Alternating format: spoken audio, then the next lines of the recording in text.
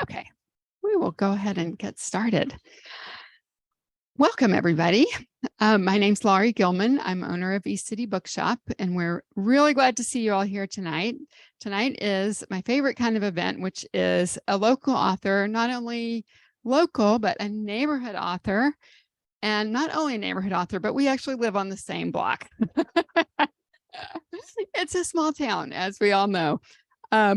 People look very familiar here, so I don't feel like I have to go through all my usual sort of more formal introducing, but I do want to say that books are for sale upstairs and the cash registers are up there, just in case anyone's forgotten that.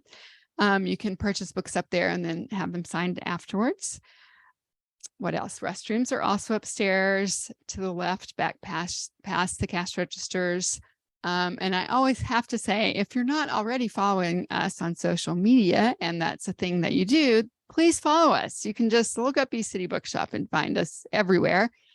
And if you haven't already, sign up for our e-newsletter, which comes out once a week and tells you a lot about what we're reading and also what events are coming up, because we do have several events every week. We have 14 monthly book clubs that are sponsored by the store for kids and for adults. We have school book fairs. We donate back to schools. There's just a lot going on here all the time. So if you want to keep up with it, sign up for our e-newsletter. Okay, let me make sure. You think I would know these things by now. Like, what do I need to say? But okay. So we will have some discussion and reading first, then we'll have a chance for you to ask questions, and we'll have signing right after that. All right, so on to the main event here. I'm trying not to block you, Tim, but sorry. Okay, Robert Pohl is a longtime resident of Capitol Hill. He is a DC tour guide. We were just talking about all those student tours that are happening this time of year, and I am filled with admiration for that. Wow. In between tours, he researches and writes about history. He's the author of 2 previous books, Urban Legends and Historic Lore of Washington, and Wicked Capitol Hill, An Unruly History of Behaving Badly. Robert's latest book, 101 Hours in a Zeppelin, I'm going to read the whole subtitle, Ernst August Lehmann and the Dream of Transatlantic Flight, 1917, brings together his interests in history and in genealogy. And you'll hear more about that shortly. Tim Krepp is a fellow DC tour guide, although moved into management more now, I guess. And he is also author of 2 local history books, Capitol Hill Haunts and Ghosts of Georgetown. He is a long time. What? That one of which is good. Okay, I didn't say that. Do you want to tell us which one is good? There we go. You decide. Okay, it was also kind of hard to find a bio because Tim's done so many different things. So yeah, and he was supposed to send one and he didn't. So I get to say, I get to do this. Actually, all I'm going to say is he is also a longtime resident of Capitol Hill. And according to The Hill is Home, the local curmudgeon for The Hill is Home. But I mean, that could be kind of a general title. You'll often see Tim and Robert and some others here at Peregrine in the mornings having coffee. And with that, I will hand it over to Robert and Tim. Thank you, Laura. Appreciate it. Thanks. Well, thanks everyone for coming out here tonight. So I recognize most of you. So I appreciate that. Looking forward to talking to Robert here. Let's kick off here. Talking about Zeppelin. Zeppelin is best understood as a classic rock band, but would you say that they're more of a prog rock or classic rock? Well, they're the lead Zeppelin. Oh no, wait. No, actually, it's funny. The reason why Led Zeppelin is called LED Zeppelin is that they really were talking about going over like a Led Zeppelin, like a lead balloon, except even worse. And they realized that they spelled it properly, LEAD. Everyone would say Lead Zeppelin, and they didn't want that, and that hence lead. But yes, it is the bane of my existence because whenever I'm searching for Zeppelin stuff, I invariably end up with a band.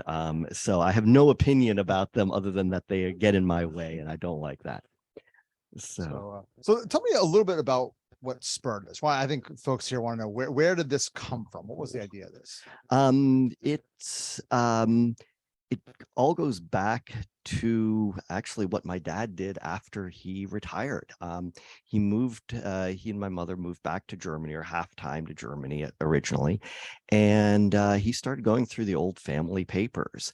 Now, I'd always been kind of aware of this infamous flight in a Zeppelin. And many, many years ago, I was given a copy of it that my aunt had typed up.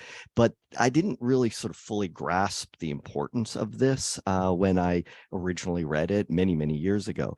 But then my father started to work through all these papers, and he typed them up. And that was really important, because actually two things that I have here. The first, this is actually the letter that, or two of the pages from the letter on which the book is based. You can't read it from here, but it wouldn't help if I gave it to you because it is illegible.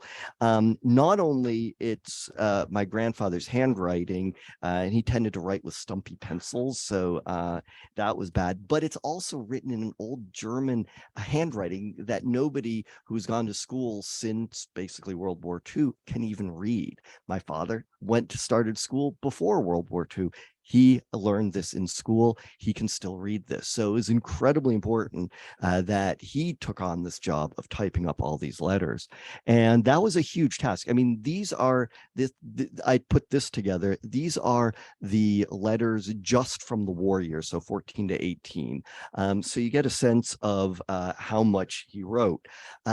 The thing is, he was a very good son. He wrote a letter to his mother pretty much every week from the moment that he left, when he left home to go to college in 1902.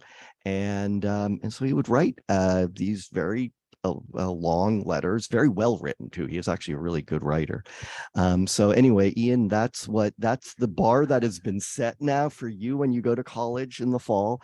One letter to your mother a week, and it better be, several pages In German. right, in German, and written in the old script. So yeah.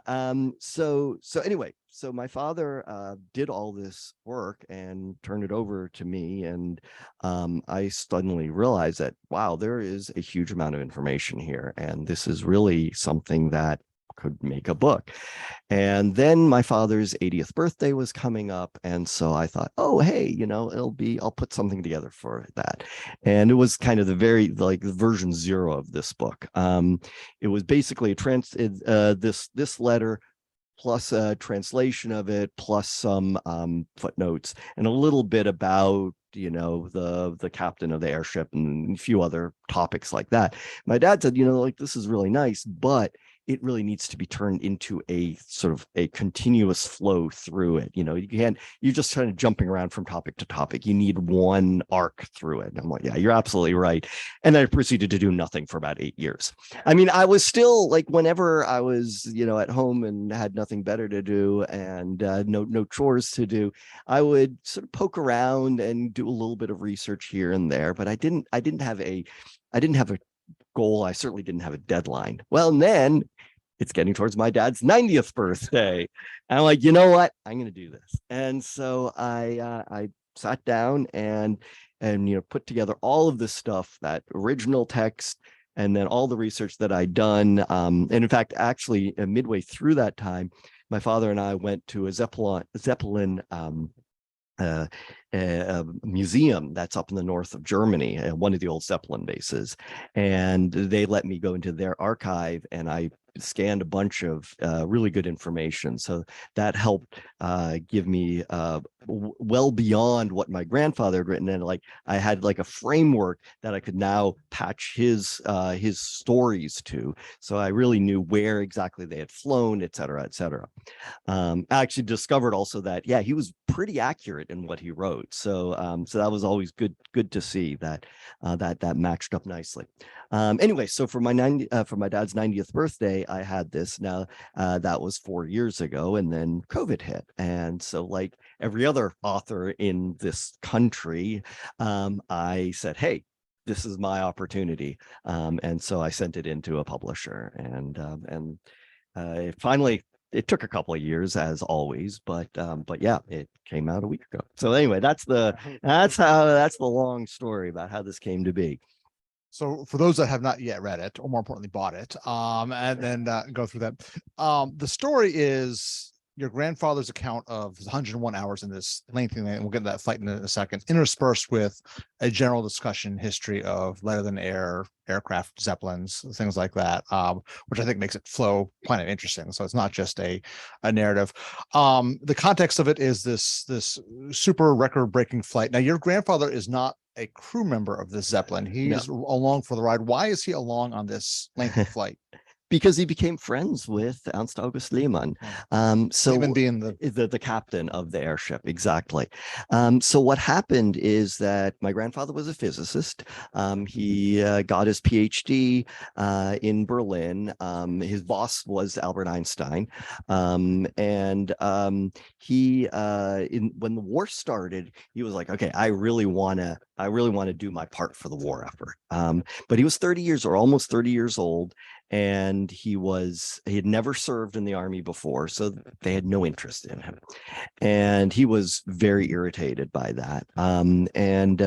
So in fact, the first thing that he did was his sister, who was a nurse, she got pulled in immediately.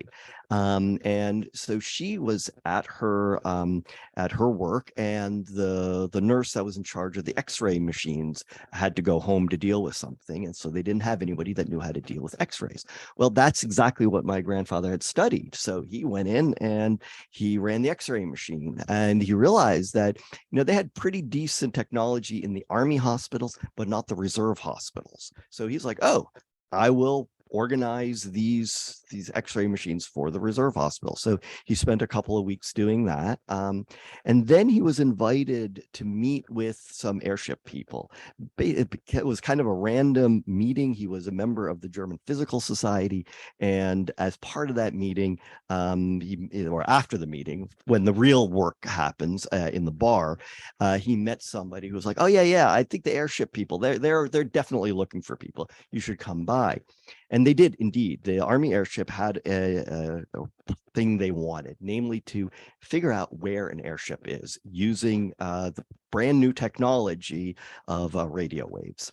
And so my grandfather sort of jumped in on that. He knew, like, one of his colleagues had previously worked this out, and the Navy was already doing, the Navy airships were already doing it. So my grandfather then did this for the Army, and so he got to know a lot of the airship captains, and one of them that he worked with for the longest, I think because the airship, it wasn't really quite done, and so they hung out a lot, and then the motors weren't working, and so then they just hang out. So he got to know this captain quite well.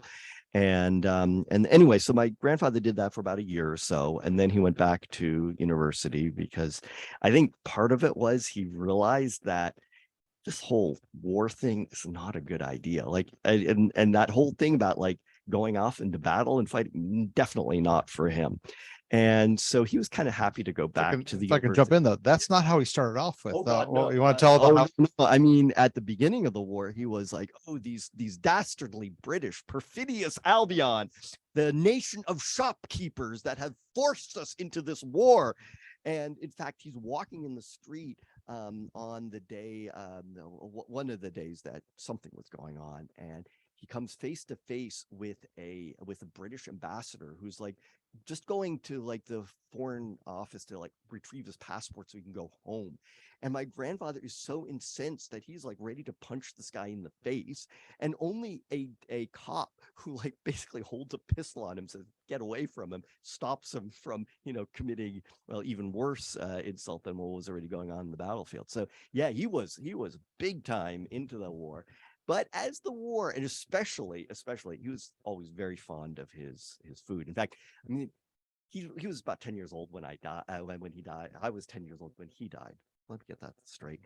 And so I don't really know him. I don't remember him very well. But the one thing I do remember is how he loved his food. And I remember that intensity with which he would be hovered over his plate, especially with his fish. He loved fish.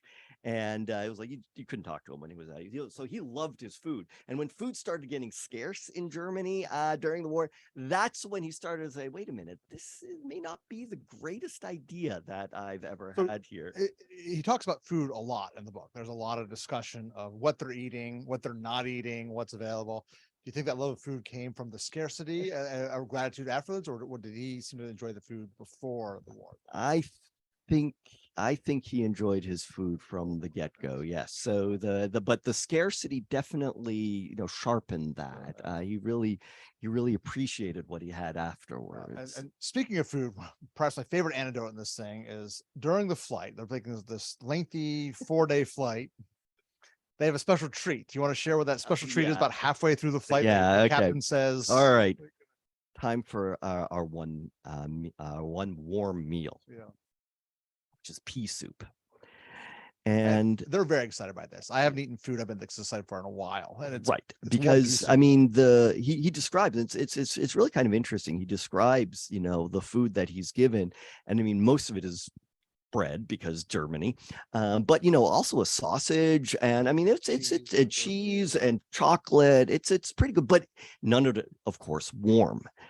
And that bread was most likely had like sawdust added, potato starch and sawdust or whatever. I mean, it was when I read the descriptions written at the time about what that bread was like, I'm like, yeah, this is not what we enjoy eating today. But anyway, it filled the stomach, and anyway, so very excited, a warm meal.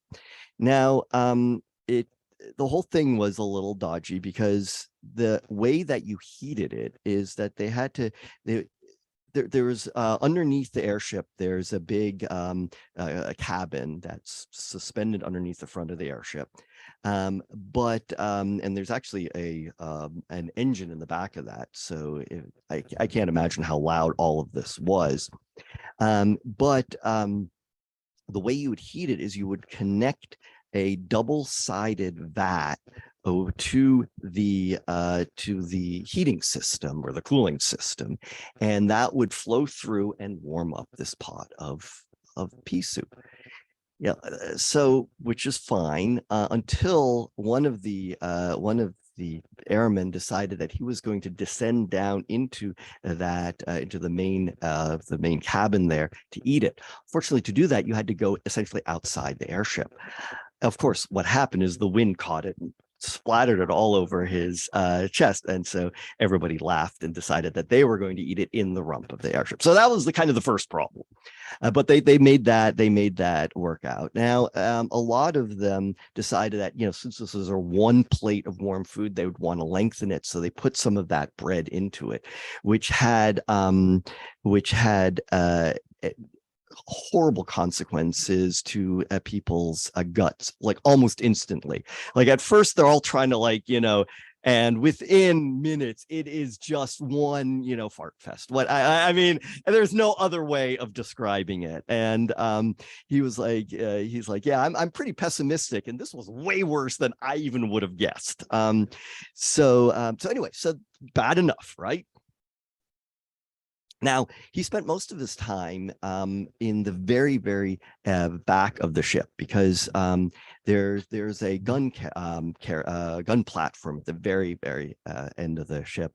And that was just big enough for him to lie down in. So it was perfect because it was far away from the engine. So it wasn't that noisy. In fact, actually, one of the picture that he draws here is of exactly that end of the ship. So it's really nice back there, but getting there isn't that easy. You have to go up a very narrow flight of stairs and to make it. Well, so that's where he goes to go to sleep. And he wakes up in the middle of the night realizing that, oh, I need to find a certain room of rest. And I mean, like serious stomach cramps to the point where he's not sure he's going to make it. And he has to climb down this very narrow stair. I mean, literally the stairs are the width of your shoe. So I mean, it's like getting down there was not easy, and you have to stop every few minutes to like wait for a particularly bad cramp to pass by. Anyway, so he gets up and to the part of in the keel of the boat where it's a little he can walk, and he's like, okay, maybe I'm going to make it. And then he realizes he's forgotten a very important part of that whole process, namely the toilet paper. So he actually has to go down into back into the cabin.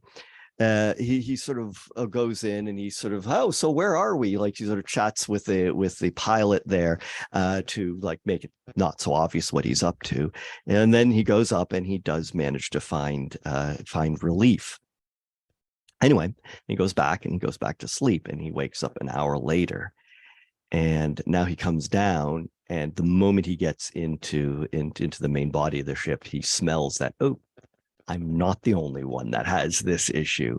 And in fact, he has to wait till one of the other engineers makes it out of the one of the two restrooms there. And anyway, so yes, that story, in fact, before I started all of this, that was like the one story I remembered from all of this. It's exactly, how can you not? So yeah, that was that's one of my that was one of my favorite stories. And in fact, when I sent in the book to the publisher,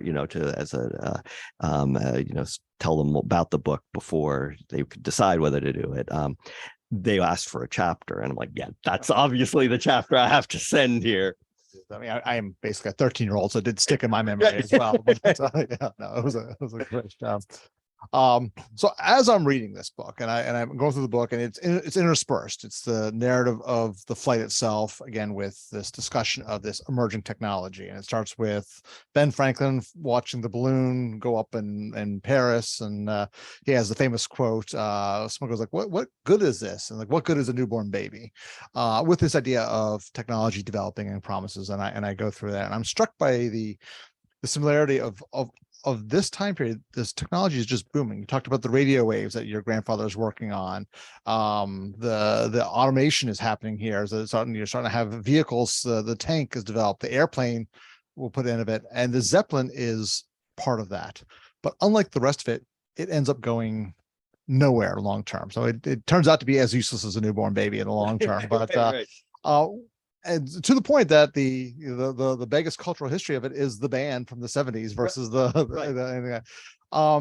how does that translate to when you talk about this, like following this kind of lost technology? Does that strike you as anything particular to today, or when you talk about technological ferment and things like that? Absolutely. I mean, as I like to say, airships have been the technology of the future since 1852. But it never quite makes it. There's still people that are building them today because they are really cool. But it never quite made it. And the fact is that all of these, you never know when a technology or which technology is actually going to make it big, which one is going to be important.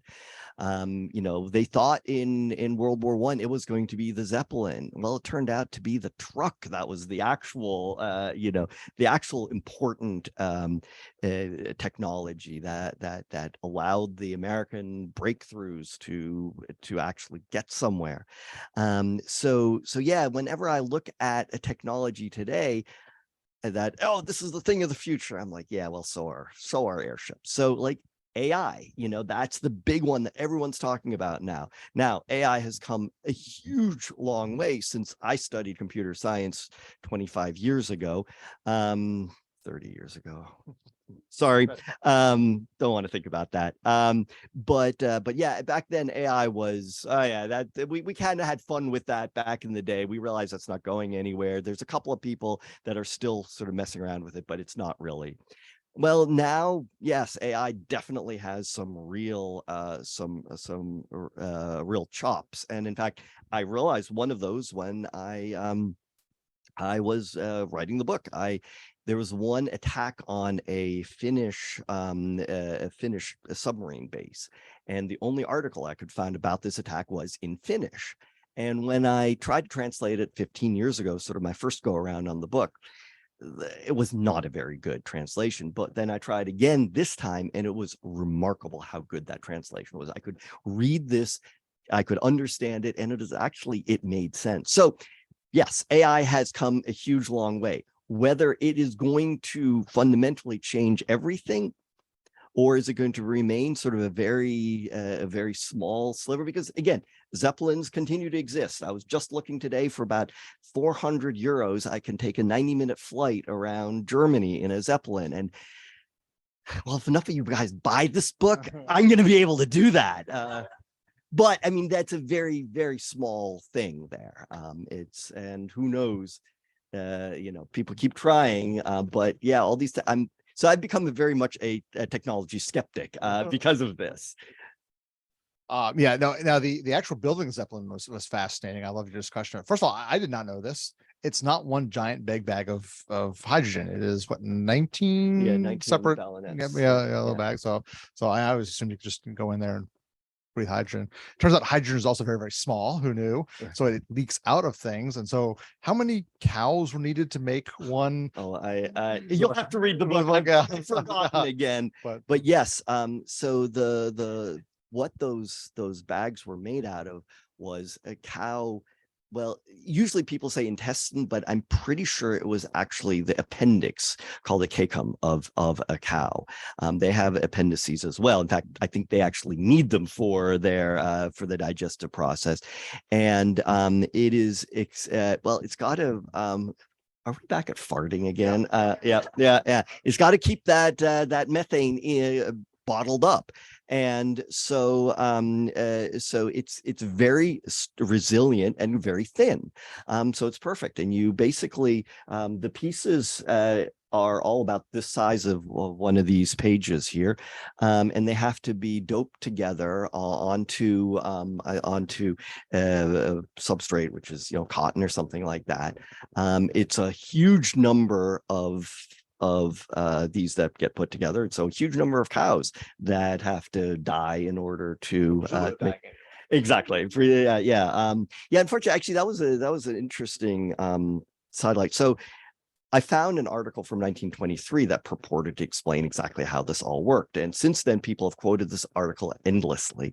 And the more I read, and it was like, oh yeah, so there were shortages of sausages during the First World War, because all of the intestines were used for to make Zeppelin bags. And I'm like, yeah, well, first of all, like, my grandfather actually had sausages, and second of all, isn't that usually pork that's used for that, and et cetera, et cetera. So, and then none of it really made sense, and I realized that, well, some guy was basically made all this up, and I was like, damn it, because I wanted this to be, I needed this kind of information, but yeah, so but apparently, and I suspect this is true, like every slaughterhouse would have a bucket, and then when they would slaughter a cow, they put the appropriate bits in there that would then be treated with glycol or something like that, and then could be then dried and then doped onto the fabric. And yeah, the hundreds of women were employed. I actually found an advertisement for asking for women to make these. So yeah, it was a big business. Yeah. So imagine what that means. In fact, my grandfather goes through the cost of these, and I mean, it was like each one of these bags cost more than his yearly salary or something like that. It was these were not cheap. No, and turns out to be fairly ineffective technology as a unit. The Zeppelin, you talked about the various Zeppelin raids over London and Paris, and it seems like one of them will crash at every flight. Right. And oh, absolutely, yeah, phenomenally expensive things, and not from any action per se, but like just caught the wrong gust of wind or right. So. I mean that, and in fact, to me, that was the thing where I sort of realized that even at the very end of the flight, they actually have to race back to their hangar because the wind is kicking up. And if the wind is going the wrong direction, they simply can't get the Zeppelin into the hangar because the huge amount of, they're huge. So you get wind blowing on the side, it's just going to go all over the place. So, I mean, even when everything was absolutely worked, and the engine didn't croak on you, and the British didn't shoot you down or whatever. Well, bomb you. I think that was the first British plane that shot him down, flew over and dropped bombs on the Zeppelin. So they later figured out that the real way to do this was incendiary bullets. But yeah, the first, it was interesting. They tried to use them right off the bat in just infantry, to help the infantry. They stopped that like within a month because they lost like half their Zeppelins, because the soldiers are just like, oh, look, there's something overhead. Sometimes it was the Germans themselves that were doing this. So I mean, it really didn't work out. And that's when they were like, okay, we'll use it in bombing. And then the British, the pilots kept getting, and the planes kept getting better, and they could get above the Zeppelins. So there was this throughout the war, there was an attempt to like improve the technology, go higher. So they actually had to, wear oxygen masks and all this sort of stuff. And then the things the oil would freeze. So they'd have to like hack up the oil to stuff it into the engine. Yeah, it was pretty miserable. Shall we open up for any questions from? Yes. Hi.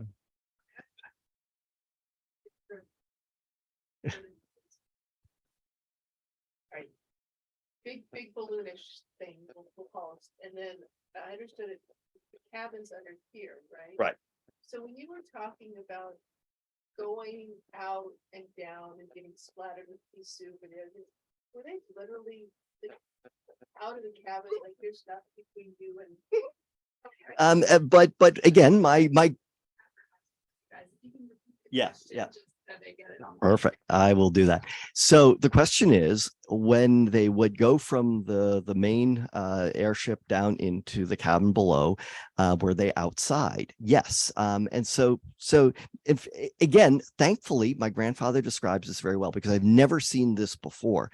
But what would happen is you would step onto the ladder inside the airship, and that would actually, it would drop down a little bit, and through a series of pulleys would open up the hatch underneath, and then you could walk both hatches, and then you could walk down.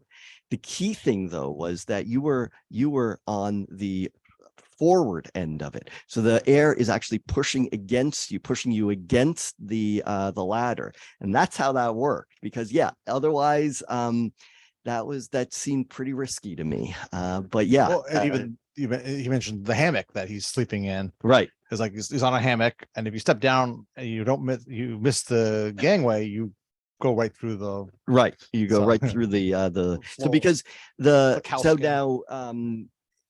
so Zeppelins are rigid airships, which means that they have a skeleton that is then covered with a canvas, and then inside you have the ballonets.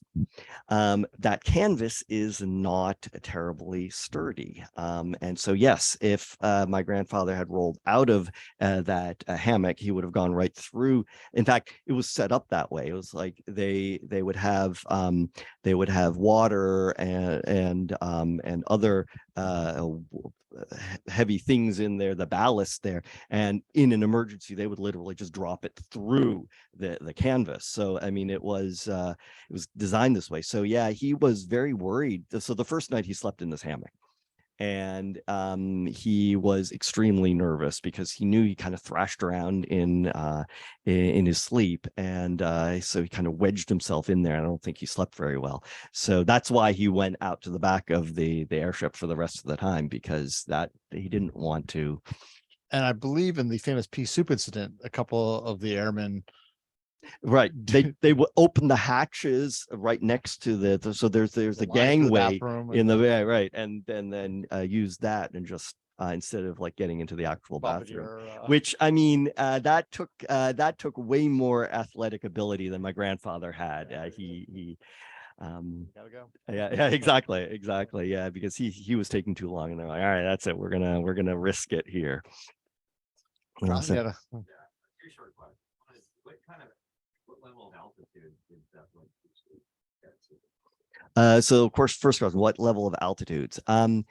So the height climbers could get to like 10,000 meters or something like that. But here, the highest they go is like 4,000, which is still pretty high.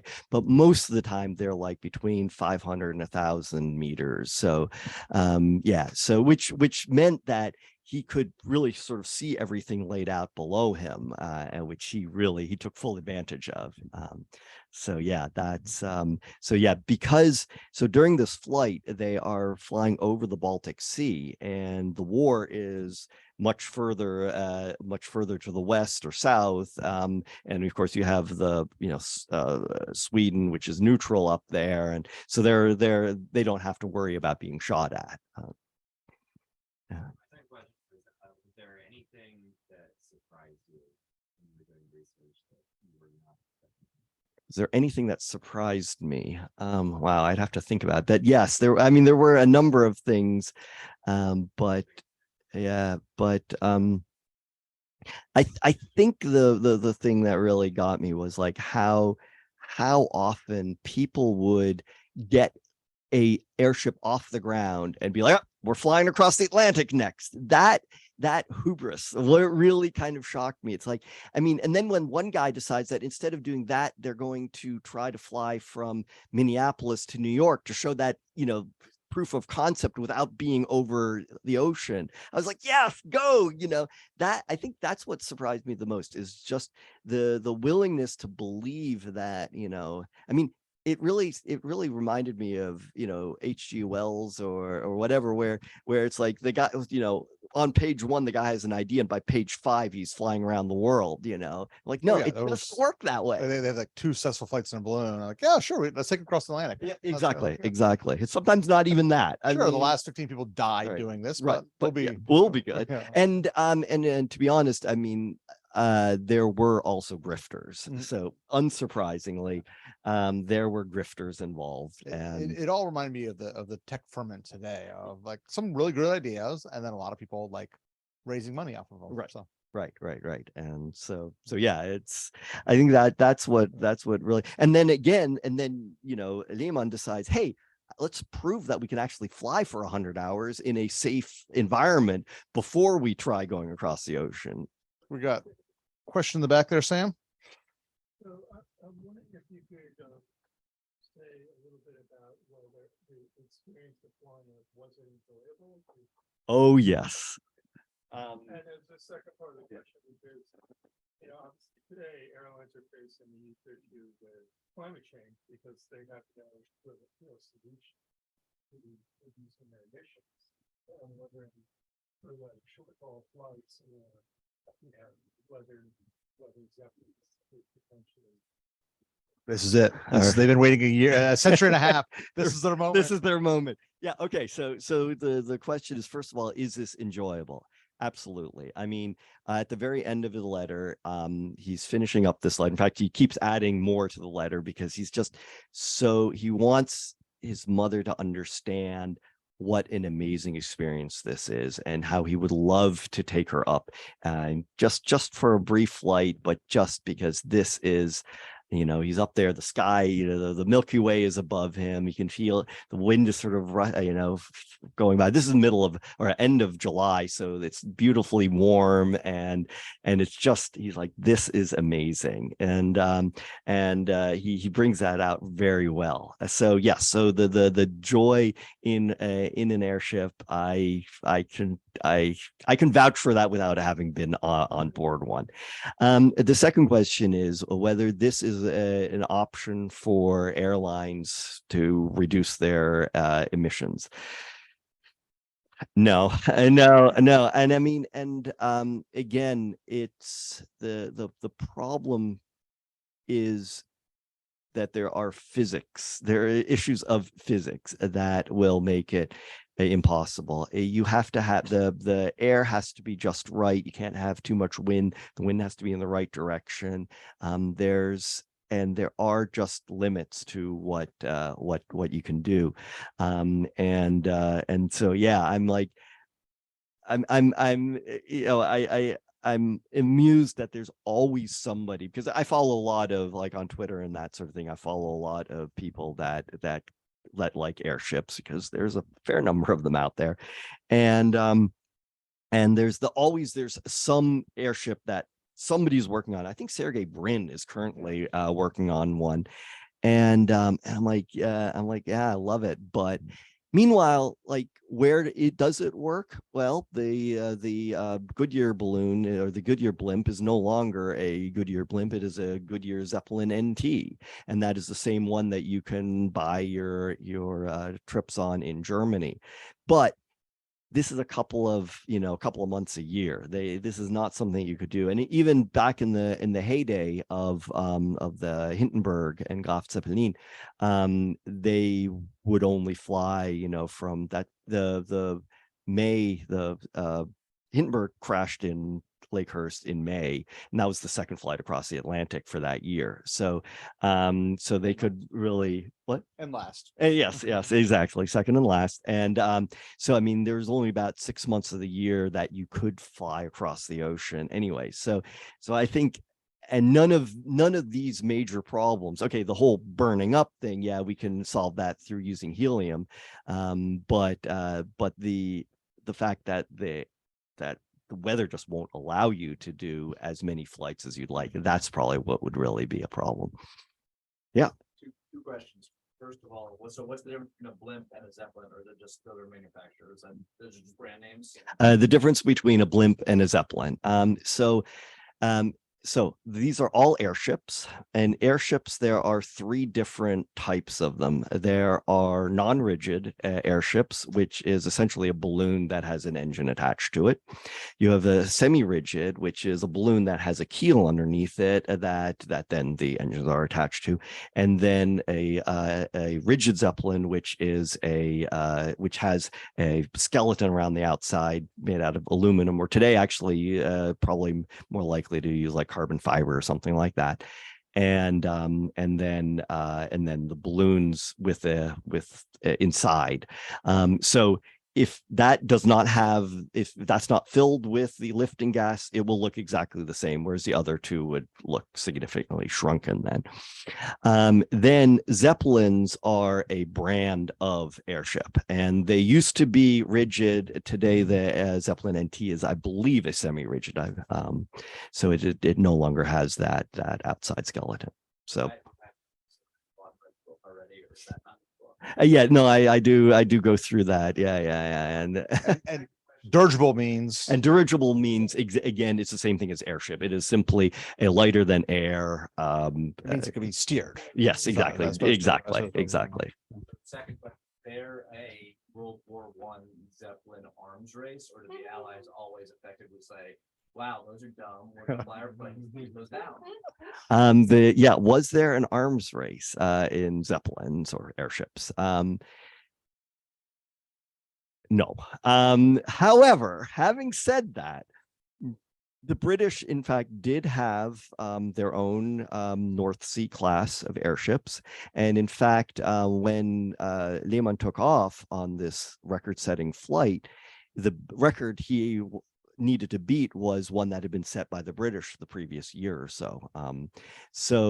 However, the British never saw this as an attack vehicle.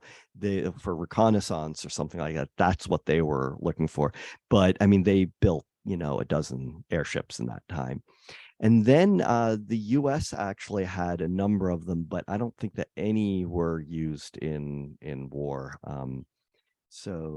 But there's a whole bunch of pictures that I found of US airships of that era, but they were not, but definitely it wasn't like, oh, that's working out great, let's try that. None of that. Yeah, the arms race seems to be how to shoot them down versus right. Well, the British had R-34, the copy of them. Yes. So in fact, the one reason that I know that Lehmann had this idea that now prove that this can fly across the Atlantic. Of course, after World War I, the Germans were not allowed to build airships, or when they did, they were immediately transferred to one of the victors as reparations. So the first to fly across the ocean were in fact the British in R-34, which was a direct copy of that same class of airship that Lehman had flown, the R class. One of them had crashed in Britain, and they hadn't managed to burn it, so they had been able to copy the structure. And if you look at pictures of R-34 and the LZ-120, they're pretty much exactly the same. So I mean, that did prove that Lehman had the right idea. They didn't mass copy it. They just like, yeah, we'll make one or two. Yeah, fun ones. there are two, I think. Yeah. You know about the expedition to the North Pole? Oh, Nobly? yes, the Norge. Yes. So the Italians. So the question was about the Arctic expedition using an airship, and there was a Italian airship guy, Alberto Nobile, who yes, that's exactly what he tried to do, and didn't go very well. It crashed, and the people were lost. In fact, for years afterwards, people were like, I think I saw an airship flying over there. Like, yeah, that crashed many years ago. But yeah, I mean, they actually. I forget the details there, but yeah, they actually built up in northern Norway. So we're going there this summer. They built a hangar there to hold it, because again, the weather was was brutal up there, and they were waiting for but it went nowhere. Very sadly, yeah. Question. Yeah. Were there other titles for the book? Yes. So the fact is that this book has actually had its name since August 1917, because the very last thing that my grandfather writes in the in that letter to his mother is that he quotes one of the crew members who's looking at him. Oh, look, the professor is writing again. Probably writing a book, 101 hours in an airship. And so I always called my book 101 Hours in an Airship. Well, yeah, I remember I sent in the proposal to the publisher, and essentially all they did is they took my proposal and they turned that into into a request. Then, like, hey, this is what it's going to be. The only thing they changed was 101 Hours in a Zeppelin, because the word Zeppelin sells. So yeah. Right, exactly.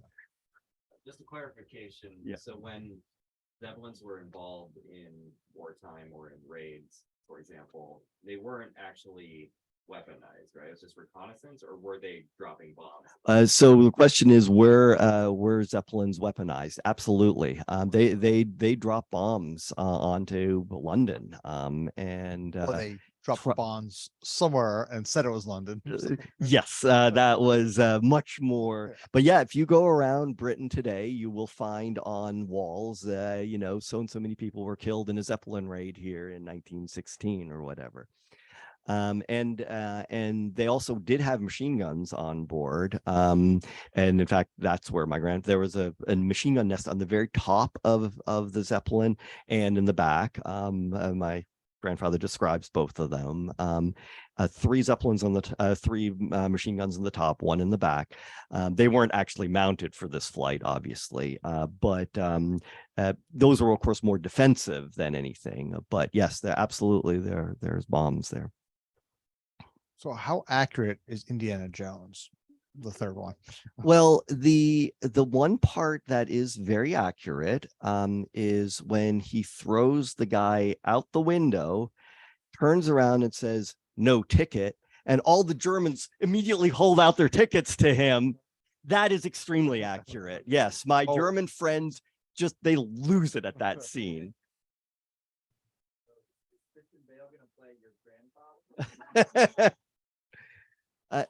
Yeah, I'm in negotiation with Lou about that. Robert Duvall.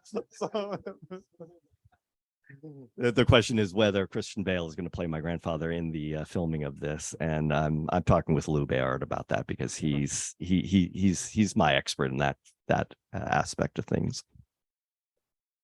Any other? Yes. Is it the case that your grandfather never actually got to fly over his mother's house that he was hoping to? That is correct. Yes. So my grandfather never managed it over his mother's house. That was his biggest hope for this whole thing.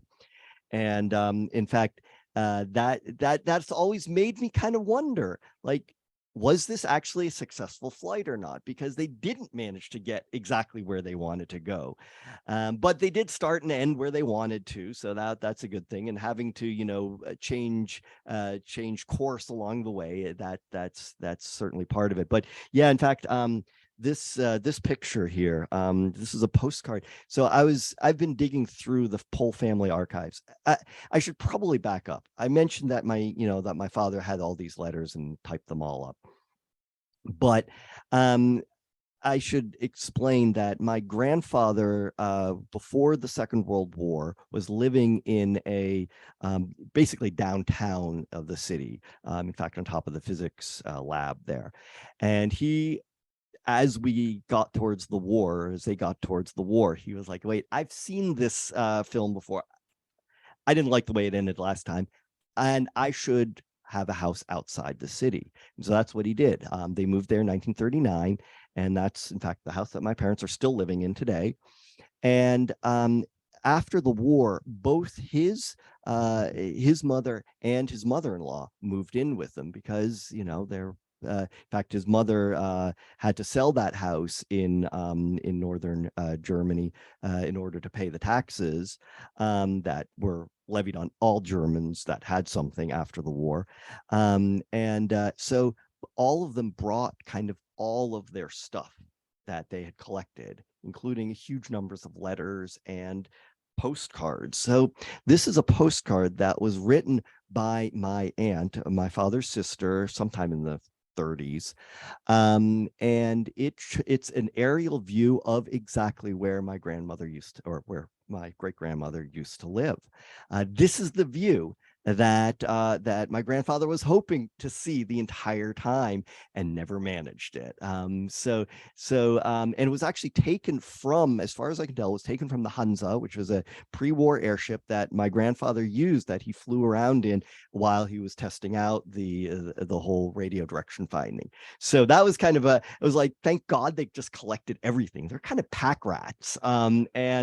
But it's a big attic up there, and they managed to save all this stuff. And so I've been going through it every time I go there and keep myself amused. And I found this, which is exactly, this is what he was looking for. This is what he never got to see. Well, the trick with a tour guide is going to stop talking. I'm going to start talking. And I think Lori is giving us a signal over here. Okay. I think that was a perfect question to end on.